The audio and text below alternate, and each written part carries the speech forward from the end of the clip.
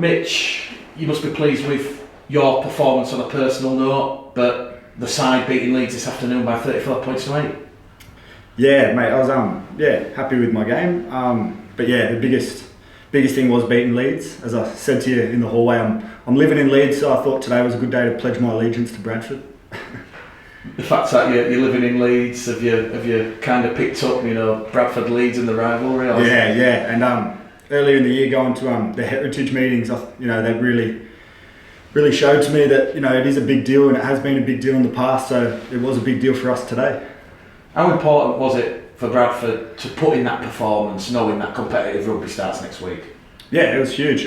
We kept saying all week, this is our round one. This is when it starts. This is the start of competitive football was today, so it was good to see the performance come together a bit. But yeah, next week we just go upwards and onwards. I know it was a very youthful Leeds side, but there was a Mikolaj Letsky in there, a James Donaldson, a Justin Sangaire. There was still a sprinkling of first team performers out there, but the positives for Bradford obviously are going to be your tries, the fact you got a bit of a roll on, and by and large you were the dominant side for the full 80 minutes. Yeah, I thought our middles today were outstanding, and we wanted to make an emphasis of going out and being physical, knowing the pack they had and everything. So yeah, I thought we did that today. It was good. You mentioned the forwards. How important is it for a player in your position when the forwards are on top? You've got Aribi Doro, Eben Skur, Daniel Smith making those meters forward, Michael Lawrence for instance. A lot easier for you to play off the back. Yeah, mate. It's as a 9, it's almost everything. As long as they're going forward and they're doing their job, it makes my life 10 times easier, and then all the backs off the back of them as well. Excuse me. They're our go forward, and I thought they were outstanding today.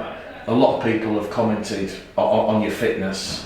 Do you feel like your fitness is where it is? Is the improvement? Because a lot of people are saying, "Crikey, that Mitch Souter for Bradford, looks good." Yeah. I don't know if it was about fitness, but I just kept trying to think of in my head today. I was just trying to do all the effort areas, and so it probably looked like I was just running around everywhere out there. So yeah, I don't know, but I'm happy with it. You didn't feature against Hull FC, so was that in the back of the mind? This is like one of the last chance to sort of impress him. Yeah. I guess so. It was I didn't see it like that, but I just saw it as it is our round one. It's go time now. Friendlies are over. Time to crack into it. And on your performances during pre-season? I don't know. It was just coming over, a new brand of footy. It was all different. So just taking a couple games to get into the swing of things. But yeah. When we last spoke, you'd only been here, I think, a couple of weeks, and you mentioned the cold and the weather and the snow and the ice and the rain. Now you've obviously bedded in at Bradford and you've had a couple of pre-season games. How does everything over here and how the games played over here compare to Canberra Raiders and that sort of New South Wales Cup? Yeah, they're very similar. I think today, especially, I noticed that a lot, like just the physicality and the ball movement and everything. I think probably back home is just a bit faster, but I think that's just the time of year, right, where it is here. So obviously just because of the bulk rain and the bad weather here, like the pitches don't stack up at this time of year quite as well. So that plays a factor. But I'm confident that it'll be right up there come summertime and the pitches harden up a bit. So yeah. I'm kind of guessing when Odsall's fine and dry and sandy, which it can look like in May, June, that's when you can apply those afterburners and really show Bradford what you can do. Yeah, try to, absolutely. Yeah, just game by game really, looking forward to it. Yeah, just keep hearing, yeah mate, don't worry, it gets better. Oh yeah, don't worry, it dries up mate, it dries up. Oh, alright, I'll believe it when I see it, I think.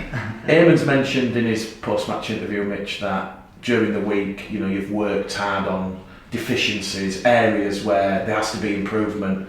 Obviously, one of those has been the play the balls, cutting down the penalties, the set restarts. Talk us through the hard working training, obviously, now how that's obviously been a factor today. A low penalty count, lowest penalty count of pre-season.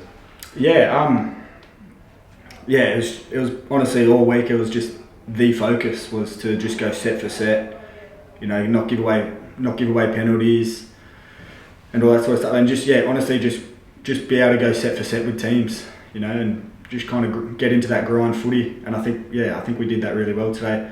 We were struggling a bit with it at training this week, but it was good to see that it just clicked today off. But still parts where we need to be better. I think I was actually first set of the game. I think I gave away the first penalty, so that wasn't the best. But just keep trying to build towards it. And for most of the game, I think we did get into that grind footy. So, certainly, you've shown an array of skills. Certainly in that first half, I think there was a last tackle play where you've kicked it at the in-goal area and you've just chased it and you forced a goal line dropout.